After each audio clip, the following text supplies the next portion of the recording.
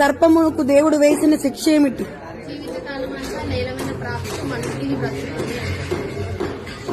హేబేలు దేవునికి బలిగా ఏమర్పించాడు? తొలిచూలు పుట్టిన వాటిలో క్రొవ్విన కొన్ని గొర్రె పిల్లలను. ఆదాముకు దేవుడు వేసిన శిక్ష ఏమిటి? తన బ్రతుకు దినములన్నీ చెమట వచ్చి కష్టపడి తన ఇంటిని పోషించి మన్నై పుట్టాడు కాబట్టి మన్నై పుట్టాడు. నా ఇల్లంతటిలో నమ్మకస్తుడు మూషే. డాష్ నా హృదయానుసారుడు. అవ్వను దేవుడు ఎందుకు తయారు చేశాడు? నరుడు ఒంటరిగా ఉండకూడదని అవ్వను దేవుడు తయారు. వారు దిగంబరులను వారికి ఎలా తెలిసింది? పండు తిన్నప్పుడు సర్పము ఏమని మోసపుచ్చింది?